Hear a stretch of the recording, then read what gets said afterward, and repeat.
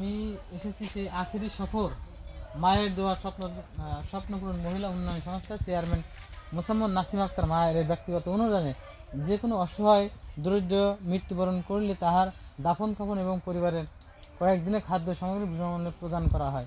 আসলে এটা বড় সাইনবোর্ড দেখতেছি, দেখা যাক ওখানে লেখা আছে মায়ের দোয়া স্বপ্নপূরণ মহিলা উন্নয়ন সংস্থা, যুব উন্নয়ন অধিদপ্তর, রেজিস্ট্রেশন নাম্বার এত এত এত। এখানে সুবিধাভোগী গরিব দুস্থ বয়স্ক মা প্রতিবন্ধী বিধবা সকল মানুষের থাকা খাওয়া ব্যবস্থা চিকিৎসা হাদিস কোরআন শিক্ষার সুব্যবস্থা করা হয়। প্রচারে খুলনা বিভাগের শ্রেষ্ঠ জয়টি মোসাম্মদ নাসিমা আক্তার মায়া, 3 নম্বর তাহিরুদ্দার সংরক্ষিত আসনের 1 নং সদস্য 1 বারবার নির্বাচিত। আচ্ছা, ভিতরে যেদিকে আসি ক্যারাম উন্নয়নের কাজ করতেছে, ভিতরে তো অনেক বাইরে তো অনেক কিছু দেখলাম, ভিতরে দেখে আসি দেখে আসি। এখানে কি মুরগি টুরগি আছে নাকি দেখো তো, কোনো কিছু তো পাওয়া যাচ্ছে না। একটা লোক নয় এখানে বৃদ্ধাশ্রম, আমরা সবাই জানি, কাউকে খুঁজে পাচ্ছি না। নাসিমা আক্তার মায়া ঘর বন্ধ, এখানে কোনো রান্নার কোনো ব্যবস্থা নেই, সবই পরিত্যক্ত অবস্থায় পড়ে রয়েছে, একটা লোকও নাই এখানে।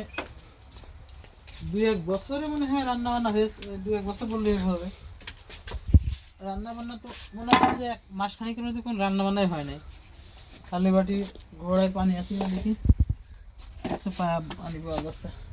এদিকে আমরা দেখাই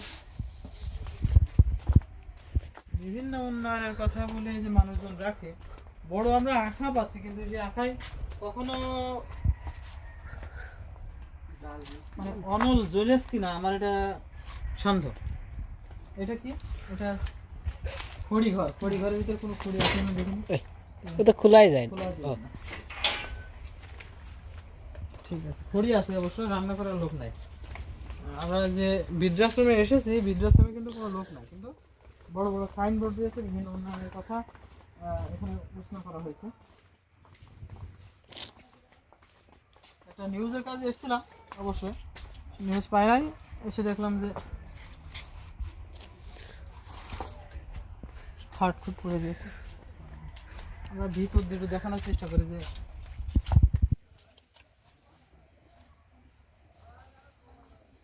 নাসিমা আক্তার মায়ের একটু ফোন দিই, আসলে ঘটনা